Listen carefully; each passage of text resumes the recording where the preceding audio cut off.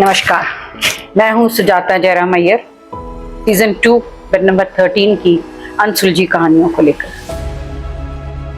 वो चेन्नई के दिनों की बात है, जब मैं बस स्टॉप पर हॉस्पिटल जाने के लिए खड़ी रहा करती थी।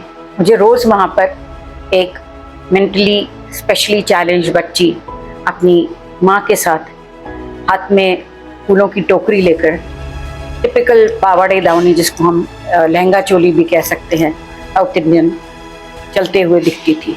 मैं अक्सर उसको बाय करती और वो भी मुझे बाय करती। सालों हो गए हम दोनों को देखते हुए। वो मुझे एक दिन अस्पताल में दिखी और मैंने उनसे पूछा कि यहाँ कैसे आना हुआ, तो उन्होंने मुझे बताया कि इसका मासिक धर्म शुरू हो चुका है और मैं इसको गायनेकोलॉजिस्ट को दिखाने लाई हूँ। मैं वहीं ठिठक कर खड़ी हो गई। मुझे लगा वैसे ही मानसिक रूप से चैलेंज ये बच्ची, फिर उसके ऊपर इसके पीरियड्स, इसकी माँ इसको कैसे देखेगी, कैसे संभालेगी, इसको तो अपनी ही सुध नहीं है। और कुछ देर मैं उसी के बारे में सोचती रही। फिर मैंने अपने आप को संभाला और मैं आगे के काम में लग गई।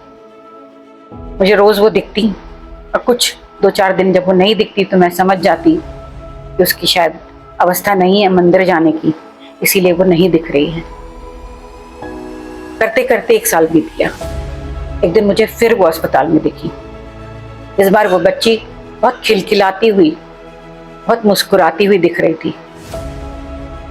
मैंने उसके पास जाकर उसको प्यार किया और उसकी माँ से पूछा, आज क्यों लाई हैं इसे आप? उसकी माँ डबडबाई आंखों से मेरी तरफ देखी और बोली, कभी अभी तो नहीं बता पाऊंगी, मैं रूम नंबर 13 में रहूंगी, आप मुझे वहाँ आकर मिलेंगी तो मैं आपको सब कुछ डिटेल में बताऊंगी। मैंने सोचा कि मैं जाऊंगी उनसे और पूछूंगी। हम इतने स्वार्थी कह लें या हम इतने, कैसे कहूँ, हम इतने अपने रूटीन में मस्त हो जाते हैं, व्यस्त हो जाते हैं, ध्यान ही नहीं रहता। मेरा भी उस बच्ची की तरफ से ध्यान चला गया। कहने को तो मैं कहती थी कि मुझे स्पेशली एबल्ड बच्चे अच्छे लगते हैं। मैं गिल्टी थी।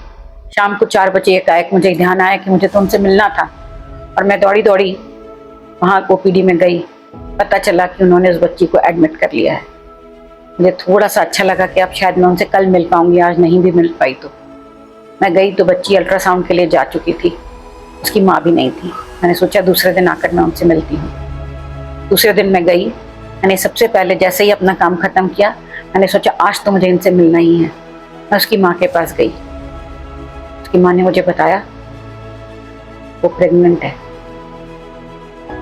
मैं बहुत चक्की थी। इसकी माँ तो इसके साथ पूरे समय घर पर रहती होंगी, फिर ये अचानक कैसे हो गया? उसकी माँ ने मुझे बताया कि हमको भी नहीं पता, पर ये बहुत खुश है आजकल। मैं उसकी तरफ देख रही थी, वो वाकई में खिलखिला रही थी, वो खुश थी। जिंदगी का यह अनुभव उसके लिए भी तो उतना ही आवश्यक था ना, जितना हम सब मनुष्यों के लिए है। क्या हुआ, कैसे हुआ, इसकी जानकारी ना उसकी माँ को थी ना उसको थी। वो तो अपनी ही दुनिया में खुश थी। मैंने उससे पूछा आगे क्या करने का इरादा है? उन्होंने कहा कि नहीं, अभी ज़्यादा दिन नहीं हुए हैं, तो डॉक्टर कह रहे हैं कि हम डीएनसी करके इसकी हिस्टेक्टमी कर देते हैं। हिस्टेक्टमी मतलब आप उसके गर्भाशय को निकाल देंगी? उन्होंने मेरी तरफ देखा और मुझसे पूछा, और क्या करूं मैं? मुझे भी समझ नहीं आया कि मैं इनका क्या जवाब दूं। वो मेरी शाम बहुत बुरी गुजरी। मैं सोचती रही, इस बच्चे को हम यहाँ ले तो आए थे, उसे जिंदगी के कुछ इस तरह के मातृत्व से दूर रखना, स्त्रीत्व की पूर्णता को उसको ना दे पाना, उसका ख्याल ना रख पाना, इसका दोष है? भगवान का, हमारा या उसका अपना? आप बताएं।